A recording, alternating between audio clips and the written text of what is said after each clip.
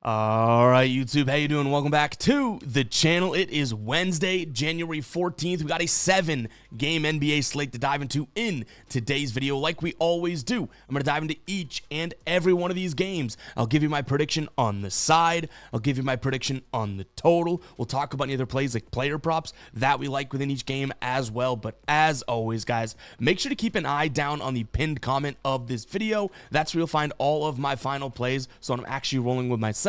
If that does interest, if you do want to jump on board and ride with me, or if you do want to fade me, all of that is absolutely free down in the pinned comment. In terms of how we did yesterday, yeah, I think we deserve a little crowd noise, a cha-ching from the soundboard. We go 6-1.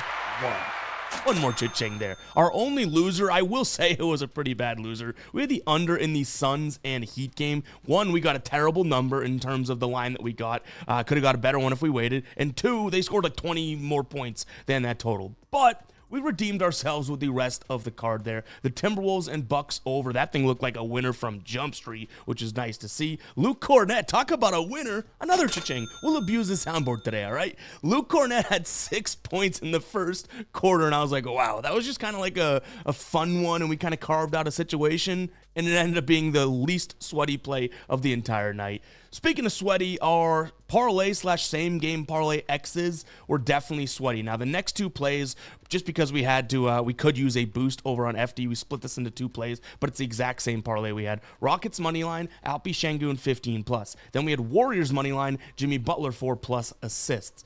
All those come through, but when I talk about sweaty, that Bulls and Rockets game did indeed get a little bit sweaty. And then our last couple plays, Jaden McDaniels over 15.5 points and over 20.5 points plus rebounds. We just saw the board well last night, and hopefully we can take some of that momentum into today. You know, we've only really had one rough day in the last, 5 days or so. But again, I like to be fully transparent. If you remember, about 10 days ago, we had a little bit of a rough stretch. So it's all relative, guys. Not every single night is going to be like this. But guess what? Got to stop and smell the roses. This smells pretty damn good. Unfortunately, the vibe's got to come down just a little bit here. The ride of the day. Man, the soundboard is getting some use today. Parlays had Victor Wembanyama a double-double. He went 17-7, I believe was his final stat line in 28 minutes, something like that. Ride of the day has not come through. It was a good look in a big game, too. So shout out to Parlays. And let's be real, Parlays cashed one a couple days ago. So not all bad in the ride of the day category here. But this one does end up being an L. If you guys don't know what the ride of the day is, it is very simple. Just use that hashtag ride of the day down in the comments. I jump on board with at least one person's play each and every day and give you a shout out in the next video, win or loss. If you win, we continue to ride with your plays for the coming days, and you can go on a little bit of a streak here and keep getting the shout outs. If you lose, you still do get the shout out. But we're talking about a loss, and I don't think anyone really likes that. But shout out to Parlays. I did like the look, and honestly, the Russell Westbrook play a couple nights ago was an absolute banger, so he deserves his flowers there. But guys, let's go ahead and dive into today's slate. Make sure to hit that like button, hit that subscribe button. Can we run up the likes? Can we get to 350 likes, maybe 400 likes in today's video? If you're sitting there and you're like, I don't usually like the videos, try it today. Maybe it'll bring you some good luck. Maybe it'll bring all of us good luck. Go ahead and hit that like button. Hit that subscribe button if you are new. And let's jump into this first one. Should be a good one, right? We got Philadelphia taking on the Cavs. Now, in terms of the injury report, yeah, it's pretty much, I'm assuming these guys are playing, but it's pretty important to note these. VJ Edgecombe's probable. Paul George is probable. And Joel Embiid is probable. On the Cavs side of things, they have all their main guys. Dean Wade, Strus, and Livingston all out. But, Garland, Mitchell, Mobley, Allen, even Sam Merrill now, maybe he's one of their main guys, all playing in this one. This isn't an easy one to kind of predict, just given the fact that both of these teams do have some positives. Like, I think Philadelphia dominates the free throw category today, which is obviously a big, big thing to note. But Cavs, they play really, really well when they do go up against poor pick-and-roll ball handler defenses. Guess what? The Sixers are a poor pick-and-roll ball handler defense. And you think about guys like Garland or Mitchell, like they can thrive in that environment. But speaking of environment, this Cavs team does struggle on the road, or at least has been struggling on the road. And I think that that's what kind of does it for me.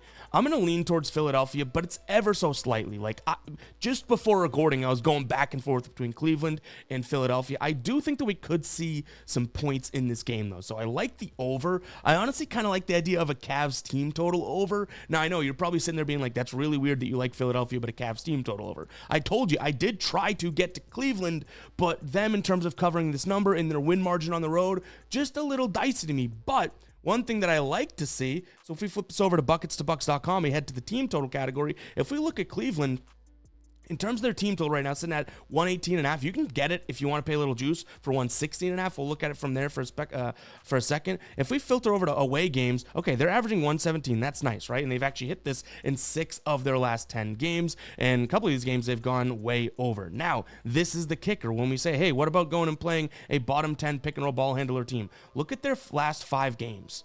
135, 111, 124, 120, 122. So if we throw out this game, which I don't think it's worth throwing out, but they didn't have Evan Mobley in this one. I believe they missed Evan Garland in this one. They didn't have a few of these spots. Donovan Mitchell they didn't have in this one. So when healthy, like, this team is obviously they're much more dynamic, and I do think that they can score. Now, throw in the fact that Philadelphia is the 11th paced team in the league, right? So if we say, hey, go up against, fast-paced teams here, on the road, this team likes to score. They've actually gone over in 83% of their games on the road in fast-paced environments. So, yeah, I think I lean towards Cleveland team total over, which is, again, very weird that we like the Sixers. If I like Cleveland team total over and still think the Sixers win this game, then that's kind of why I led with full game over. Now, from a player prop perspective, the only one that I'm considering locking in right now and playing would be Darius Garland. Very similar to what we just looked at, and I'll explain what tool this is, guys. It is buckets2bucks.com, but just give me a few minutes and I'll talk to you guys about it, how to get access to it. But over 23.5 points plus assists from him could be something that I'm considering. I don't mind the idea of just looking at his points, but I like the assists because I do think he'll be able to come off the pick and roll. So we look at points plus assists. He's hit it in 8 of his last 10 games, 64% of games so far this year. And again, he's going up against a poor pick and roll ball handler defense. That's how he scores 50% of his points. So if we go and look at, him against a bottom, I guess we could even say bottom 5, but just a bottom 10 pick and roll ball handler defense, right? Bottom 10. 1, 2, 3, 4, 5, 7 games in a row, he's cashed this. 35, 37, 30, 26, 35, 24, 28. Now, we haven't looked at him on the road yet, right? Maybe that changes things. Not so much. 3 games in a row he's cashed. So Darius Garland, definitely someone that I'm keeping my eye on. The only negative that I can pull out of my hat right now, it's still in there, is the fact that he does not have a cash this year against the Sixers. Last time he played 26 minutes, 8 points, just 4 assists. He finished with 12. That ain't all that great. Don't do that today, Garland. But like I did mention, I'll talk to you guys about buckets2bucks.com, my very own sports data research tool. Start making better decisions, guys. It is an amazing tool. We have so many filters for player props, for totals, for money lines. The injury impact tool is something that's very, very cool now as well. We can come in here and say, hey, how do the Sixers play without, Paul George, right? And it's going to load and tell us which players get a bump and which players take a decrease when Paul George does not play. So Sixers, for example, check it out. When Paul George doesn't play, Kelly Oubre gets 13 more minutes, 5.2% more usage. Quentin Grimes gets less minutes, right? You see a lot of this. Joel Embiid actually plays, less. Does get a little bit more usage when he's out there. But essentially, guys, you come through and you look at all these players, and it kind of gives you an idea of where to go and who's going to make the most or the least of their opportunity. A ton of stuff on here. Like I said, money line, spread stuff. We also have this page right now, which is completely free if you want to check it out. You head to the schedule. You can open it up. It's the matchup matrix. It'll call out key advantages for each team for you, so you don't even have to do the digging. Check it out, guys. That is buckets2bucks.com. I'll put a link down in the description as well as the pinned comment. Sign up using code BUCKETS. You get a 3-day free trial. If you don't like it, cancel it. I know you're going to like it, but I'm biased. Go ahead and check it out, buckets2bucks.com. Use code BUCKETS. All right, we have the Pacers taking on the Raptors. Don't look now, the Pacers, one of the hottest teams in the league. They've won 3 straight games. Now it was Charlotte, Miami, and Boston. I mean, you got to give them a little credit for what they're doing. 2 of those wins, Miami and Boston, were at home, but hey, they're at home here yet again, right? Now they have 9 wins on the year. 7 of those wins have come at home. Are we going to turn to the Pacers today? I mean, one thing that I'll call out here is checking out this Raptors team. You could see paint scoring and pick and roll man are the two key advantages that they throw at us here on bucketstobucks.com. And the Raptors on the road this year, when going up against a bottom of the pack pick and roll man defense, things look pretty good, right? Like really, really good. But here's the thing. With no Jakob Poeltl, which we have the ability to add in, got games without and stuff like that. With no Jakob Poeltl, which is obviously huge, he's out here today. They only have one game of a sample size. They did win it, but right, it's only, it's one game. Now, I will mention, you guys could see this here now, the injuries on the left side of your screen. RJ Barrett and Jakob Poeltl did not play in this one. Coincidentally here, Jakob Poeltl and RJ Barrett are both guys not playing overall. I don't know, though. I do think that this Pacers team, as weird as it is, may have something going on here. The problem is, where do they score right now? If we're just looking at them generally, they're on the right side of the screen here, right? They don't have a really good paint scoring offense or 3-point scoring offense. The only thing they do well is a top 10 team in terms of the pick and roll ball handler, right? So if we head in here and say, okay, in the last 10, let's be fair because they weren't playing all that well at the beginning of the year. Let's go last 10 just to keep it small, right? When they go up against a bottom of the pack, a good pick and roll ball handler defense, things look pretty damn ugly, right? I mean, they covered it in their last two games, but that's because they were such, dogs. So it's a little weird to like the Pacers in this spot. I know no RJ Barrett. I know no, Jakob Poeltl, but ultimately this team, now this is not going to exclude RJ Barrett or Jakob Poeltl, but when this Raptors team does have Scotty Barnes and Brandon Ingram is what I'm going to look at here, right? Scotty Barnes and Brandon Ingram, they have a win margin of +2 on this in the last 10, 1.8 in the last on the full season, and on the road they've actually covered this line in 56% of games. So I think I do lean towards the Raptors. They are just a better team. Now, again, are we stepping in front of like a mini train here with the Pacers? Because I give them credit for that Miami win. I give them credit for the Celtics win, obviously. Now, the Celtics didn't have Jaylen Brown, but still a winnable game for the Celtics, and it didn't happen.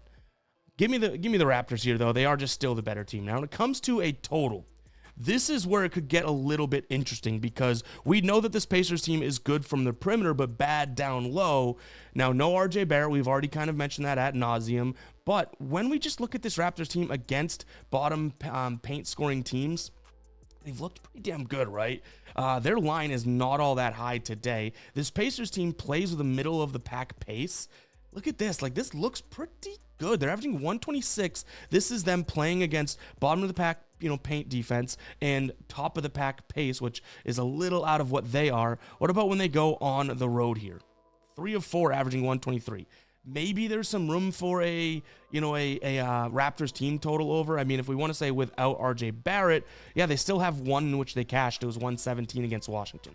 So I think that could be a direction that we lean in. The player prop that I'm considering would be, I think we're liking Scotty Barnes today. I've clearly focused a little bit on that, points in the paint and everything like that. And Scotty Barnes has been really dodgy to this line. But again, we're looking at him against points in the paint, 19.8 in his last 10. In his last 10 against bottom points in the paint teams. Right here, you can see everything 20.3. It's marginal, but I don't necessarily mind it. Last time he played them, 24 points. That was back in mid-November. It's kind of a weird game, but I think that's where I'd go, either Toronto or their team total over. And if you needed a player prop, it may be Scotty. But again, there's times Scotty's doing a lot more than scoring. So backing for points could get a little dicey, to be honest. All right, Pelicans taking on the Nets. We can move through this one fairly quickly because I don't think I'm going to have anything truly that I love in this one. Overall, both of these teams, not exactly the best squads. You didn't need me to tell you that. You do have Pelicans here on a back-to-back. They just played, I'm blanking right now. I think they played Denver yesterday, right? So the Pelicans on the back-to-back, Brooklyn as well, not on back-to-back, but they've played a decent amount of games recently. They're coming off of 4 straight losses. Pelicans did lose yesterday. They lost by 6 to Denver. I'm going to go ahead and say give me the Nets just because Pelicans don't have a good defense and they are on a back-to-back. On back-to-back situations this year, they've covered in just 42.9% of games, which isn't terrible for a team that's been playing this bad. But realistically, it's still not a spot in which I love them. The Nets' slight advantage covering in 50% of games when they do have a rest advantage over their opponent. And you know what? On the road this year, they've actually covered in 56.3% of games. Obviously, that's arbitrary and doesn't necessarily line up to this line or anything like that. But I do think someone like Michael Porter Jr.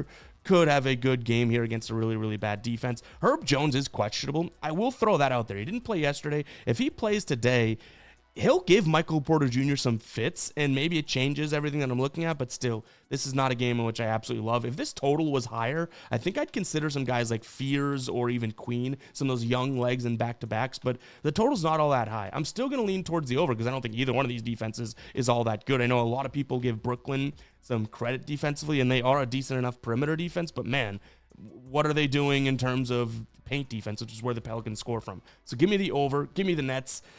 Keep an eye on the final plays in the pin comment if we add any player props, but nothing as of right now. All right, Bulls taking on the Jazz. We briefly mentioned the Bulls earlier in the show. They lose last night in a close one to Houston. I mean, you look at the final score and it might be like, 6 points. Like, I don't think so. One, Trey Jones hit a 3 at the end, so it was a 9-point loss. Okay, but realistically, before that, Jabari Smith Jr. hit a couple boom threes and then hit a pull-up jumper. This was a legitimately back and forth, up by one type of a game. So it was very close. They played tough right down to the end, and this is a Bulls team that plays pretty damn frisky. Now, they're heading back to Chicago here from Houston. Utah hasn't played in a couple days, and they're coming off of a win against Cleveland. They've actually won 2 of their last 3 games, which I think is very important to note here because they're winning games, and the defense isn't looking good. Like, they allowed 114 to Dallas. Big yikes. Dallas isn't a good offense. And they scored 123 to win that against Cavs. I guess you could say they played good defense because the Cavs only scored 112, so maybe I'm kind of speaking out of my ass here, but let me pull my trump card out of my hand. They allowed 150 to Charlotte just the game before that. Yeah, 150. They lost by 55 freaking points. That ain't great. So I still don't truly believe in this defense, but this offense can score, especially when this offense is healthy. Today they should be healthy, unless you think Georges Niang and Kevin Love mean they're not healthy. But Keontae George, Svi Mykhailiuk, I think I might have nailed it. Lauri Markkanen, Yusuf Nurkic, Ace Bailey, I don't know if he's injured or coming off the bench, but either way, what I mean by healthy for this team is Keontae George and Lauri Markkanen. And I've said all along, I really wish Walker Kessler was, Walker Kessler is still such an underrated, one of the best bigs in the league to me. He's not one of the best, but as an underrated guy he is. So anyways, I think that this Utah team can score. I don't know if I'm loving the Bulls offense right now without Josh Giddey. There's a couple things I want to look at. So this is the Bulls and just their scoring on back-to-backs. This year, they're averaging just 112 this year. Their team total today is really, really, really high. Now, if we look at these teams, Cleveland, decent enough defense. Denver, they scored against. Washington, bad defense. Indiana, meh. Bad defense in Charlotte. Milwaukee, middle of the package, probably a bottom defense. So they have been not scoring against bad defenses. So it's like, what's telling me that they're going to score on Utah? Oh, well, Utah might be worse than all of these damn names that we're looking at. Now, let's take a peek at, without Josh Giddey. Now, Kobe White may be coming back, but Josh Giddey still out, and check that out. Very, very tough to like the Bulls to score. But again, this is a Utah team that plays such bad defense. 150 to Charlotte. Do I have to keep reminding you? It's really tough to sit here and like a Bulls team total under, but I think it's the direction I'm leaning in. If you want to just take a peek at, the Bulls in terms of, the Jazz in terms of that, when the Jazz, play in low-ish scoring games, so let's say this thing doesn't get to 250, right? 245, they've actually been covering this line, which they're getting 2.5 points, 50% of games, and obviously they are on the road here, 40%, but 3 of their last 5, so maybe that's something worth noting. But overall, I think that this team and this Jazz team could go out there and win this one, but for whatever reason, I think I'm liking that Bulls team total under more. I'll sound the psycho alert alarm because backing the Jazz defense is literally asinine, like it is. But on a back-to-back here, we saw the numbers. Without Josh Giddey, we saw the numbers. Now they're on a back-to-back without Josh Giddey. Does that scream, I love this play? No, it's the opposite. So Bulls team total under. Give me the Jazz here in this spot as well. What I will say is I think that this is a decent enough spot to consider some plays in terms of player props, because we should see, and I haven't really mentioned yet, a fast-paced game. I know that kind of goes against what I'm saying with the Bulls team total under, but truly it does. So I like Yusuf Nurkic. I like his PRA, which right now it's 28.5. Yusuf Nurkic has been playing really well now. We want to get the minutes out of him, which we've been getting. This is a team that definitely struggles against the big man. If we look at him in terms of defense versus position here, when he goes up against bad teams, not exactly the best, but that's a lot of the times because, I mean, the last 2 games, sure, but this is a lot of the times because the minutes, and you can see it here. The 2 that he cashed in, he played 26 plus minutes. The rest just in the teens. So if we want to be fair to him, we want to look at how many minutes he's playing in the last 10 games, and it's 30 minutes. So if we go out there and we're even generous and we say, hey, Yusuf, go play, 26 plus minutes, the minute we then look at him, check this out. So it's all minutes. My only concern is, does he get kind of played out of this one? If we look at totals that get really, really high, right? So this is the final amount of points scored. You can see here, this is 255. All of a sudden, the minutes go down to 28. He's scoring less points. But when the pace is that fast, he may have some more rebound opportunities. And then I don't think you can look past Matas Buzelis in terms of being able to score in a fast-paced game. Now, his line's at 17.5, but this kid, it's almost like you're never out. He never stops trying. At the end of the game, he just goes. And you can see here, when he goes up against, teams that do struggle in transition, things look okay for him, right? Look at the last 3 of the last 4 games, 24, 19, and 19. So those 2 player props I like, but I don't think you can go wrong with like a Keontae George or a Larry Markin or anything like that. Those are just 2 more of like diamond in the rough plays that I found. But with a total like this, with a pace expected like this, some of the better talent in the game, like I said, Larry Markin and Keontae George, they probably do obviously get a ton of usage. Speaking of usage, you should probably be usaging, that sounded a lot better in my head, this new customer deal over on Underdog. You play $5, you get $75. What an absolute steal of a deal, literally, right? And who knows what that placed $5 lineup turns into? What if you do hit that one? All of a sudden, you're on your way to a nice little bankroll to have some fun over on Underdog. I have a link down in the description as well as the pinned comment. Go ahead and check out Underdog. You guys know that I love them, talk about them a lot, show a lot of those slips on my Instagram at evpicks as well. All my socials be popping up right here if you guys do want to follow me. We do tons of content outside of this, like NBA commentary, I couldn't think of that word, and stuff like that. But hey, we're talking about Underdog here, all right? Go check it out, guys. That link will be down below in the description as well as the pinned comment. Play $5, get 75. I tell you all the time, if someone walked up to you on the street and you had the time to do a credit check, talk to all of their references and their friends and family and could validate if they're a legit person, and they said, hey, if you give me $5, I'll give you 75, you are an idiot for not taking that deal. Underdog's cleared. They're good. They're legit. If they're offering you 75 for your $5, how can you not race over there? And I keep telling you too, this deal is not forever. We saw that really good deal a few months back disappear, right? Now they've brought one back that's actually awesome. $70 technically in profit if you play that $5. No brainer. Check it out. That link will be down below in the description as well as the pinned comment. Don't miss out, guys. Underdog is great. It's fun. A way to get additional action on the game, and the platform's super easy to use. Dallas taking on the Nuggets. Now, I'm a little hesitant. A little birdie told me that this Denver injury report could be very much shaken up today. They are in a back-to-back, so we know that, right? And obviously they're going to have a little bit more of an extended time, but I don't necessarily know if we're going to see all of the guys that are kind of listed in the lineup as of right now. We may, but overall, I do want to wait out this injury report, and even the spread may be indicating that some of these guys aren't playing, right? On the other side of things, Dallas looks like they may be getting P.J. Washington into the lineup. Now, Anthony Davis is out. I didn't know that you spelled Davis, G-L-A-S-S, but that's crazy. And, you can't forget the ASS either, but I kid. But overall, I mean, this is still a Dallas team that's really been such a strugglesome team. Like, their wins, they do have a win against the Rockets recently, which I'll give them a little bit of credit for, but that was when Şengün got out after, he left the game after, 1 minute, and the Rockets kind of scrambled. But, they've beat Brooklyn, they've beat Sacramento. They're really not playing the best of basketball, but they are kind of playing, it's going to sound crazy, but they're playing somewhat competitive basketball. I just don't know if I can fully trust them in this spot, regardless if Murray plays or Aaron Gordon plays or anything like that. I'm going to lean Dallas because they're at home. And because I feel like this line is a little trappy. Like, I think people will look at Denver and look at the injury report. And again, a lot of the sites you look at, guys, if there's one thing I want you to take away from this moment right now, it's that when you look at injury reports for teams that are on back-to-backs, they're stale. They're always stale.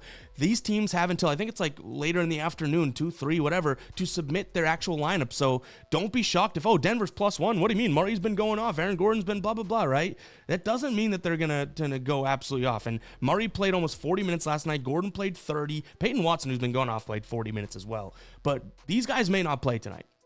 And you look at this line and it's like Denver +1. That's kind of the obvious spot, right? They've been okay without Jokic. Have they been great without Jokic? Honestly, kind of. I mean, they've won 4 of the last 5 games. They've been playing really, really well. So why are they +1? My guess is the injuries. So I'm going to lean Dallas. I think this is a fishy one. We could see like the C squad for Denver today. I don't think I get it down myself, though. I'll be honest with you. I'm not trying to like promote and push the idea of Dallas. It's just kind of like a by default look for me. In terms of a total, I don't mind an under. I think Dallas is going to slow this thing down. If we see some injuries come up for the Denver side of things, then yeah, I mean, you're going to be missing some key pieces, right? Like if Murray doesn't play, you're quite literally missing a potential of 30 points, a definite of 20 points from that squad. So I like the idea of Dallas and the under in this one. In terms of player props, I mean, I don't mind Cooper Flag.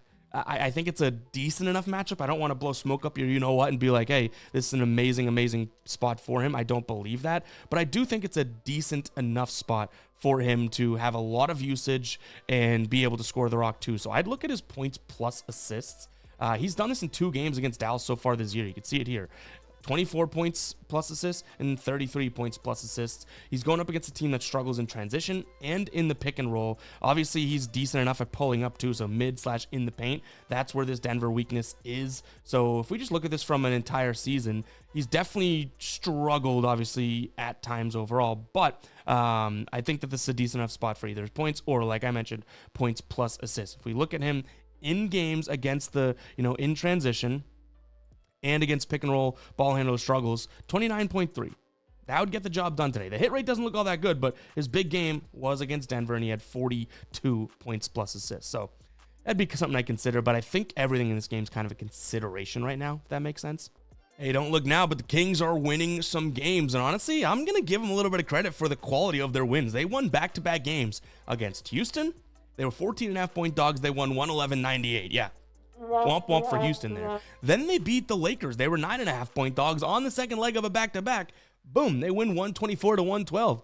I'll give them a little bit of credit, but I think a little bit of credit stops there, right? This Knicks team, I do think, gets the job done.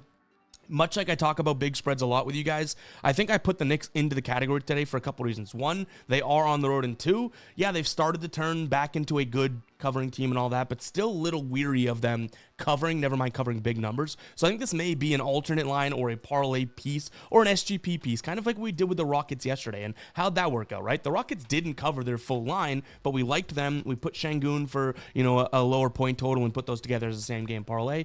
That could definitely be something that's on the board today here for us. So I like the Knicks. I don't like them enough to say, hey, go win the game by 12.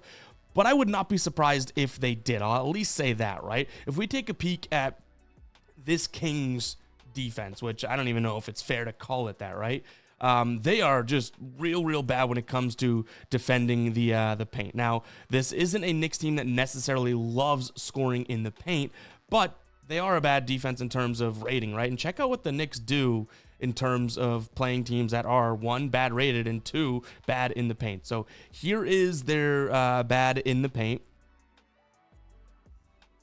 You can see here, they've been, I'm on team, I want to go to team total. Knicks, in terms of scoring against bad teams in the paint, and then, like I said, bad defensive rating, right? So we'll start with in the paint.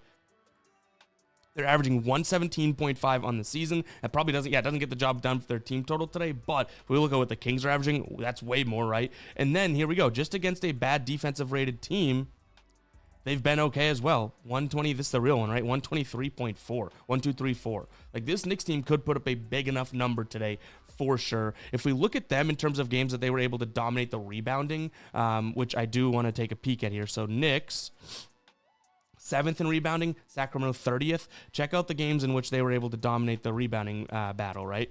They've won by an average of 6.5 points. On the road, it does get a little dicier, but nonetheless, they're still putting up those big numbers. So I think the Knicks could score well today. But again, there's a lot of red when I was filtering in those stats, right? Because are they really covering this big of a number? No. So Knicks team total over. Knicks in terms of somewhat of a parlay piece, if you can massage that line, that's what I'd be looking at here. And then, yeah, I mean, I'd consider the guys that are going to be scoring in the paint, right? I also don't mind kind of someone like Mikal Bridges, points plus assists. I know that he's not like a true in the paint guy, but we know that he's going to gravitate a little bit more towards being able to do that pull up and score in the paint and stuff like that, which I think could be pretty beneficial to them today. So I like him, points plus assists right now. That number I want to say was 17.5. If that's the case, I don't necessarily mind it whatsoever. But again, I like guys like if you want to roll with Karl-Anthony Towns or even someone like Mitch Robinson for rebounds, I don't think I'm going to try and talk you off of that ledge whatsoever. Hey guys, if you made it this far in the video, go ahead and comment 30 down below. I just want to go on a quick rant. I'm not going to take too much of your time, but just want to say how thankful I am for you guys being here. It's been a while since I've done one of these cutaway thank yous, and I know I do it a lot, but I always tell you guys, the more you say thank you doesn't mean that it's not genuine. It just means you want people to hear it, and I do want you to hear it. I say it all the time, and if you are new, this may be new to you, but I say it all the time. I have the lights, the camera, the microphone, the lights, camera, action, right? The setup. But we spent our years doing videos to 0 people, live streaming to 1 person. It was probably me monitoring the stream as the 1 person, right? We're now at a place where you guys are interacting. We're building a community every single day, and it's absolutely awesome to see that. And I recognize that we don't have that without humans like you on the other end. And it takes 2 to tango.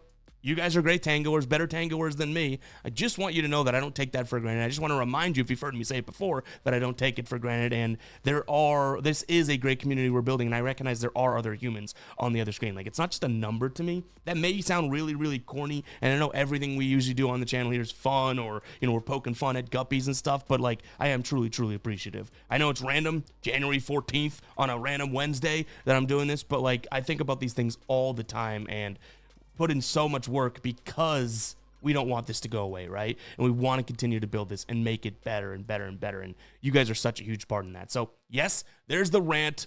If you heard it, go ahead and comment 30 down below, and, you know, let me know your thoughts and everything like that. But I mean, I don't care to like hide the sappy vulnerability. Like, you guys have put me in a great position, and I'm forever indebted, and that debt will be paid off with making banger content after banger content after banger content. Always. Really do appreciate you guys. Let's get back to the game now. The last game of the slate. All right, we got the Clips taking on the Wizards. Now, injuries to note in this one: Trae Young out, and then I guess injury, you can call it that, but again, we may not even see Trae Young this year.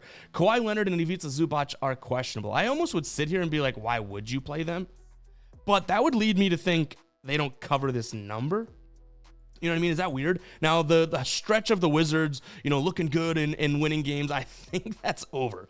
They've now lost by 21 to Philadelphia. They lost by 21 to the Pelicans. Then I think they may have lost by 21 to the 19 it was. Okay. I was going to say, did they lose by 20 with the Suns 3 games in a row? The Clippers, I do think are good in the spot, but much like the Knicks, I think it's a big number, especially when my little spidey senses are tingling that we either see no Zubac or no Kawhi, which I think both are big deals. So give me the Clippers, but as some sort of a parlay piece. I don't mind throwing them in there today. Same thing with the Knicks. In terms of a total, I mean, this is a little low, and I think without Kawhi, without Zubac, like, they may play somewhat faster, and maybe the Clippers do get a decent amount of these buckets through the hoop. So if we take a peek at the Clippers on their team total, right, it is pretty damn high, but in games in which they play fast-paced teams, I believe I saw this earlier. Don't make a liar out of me. I might have.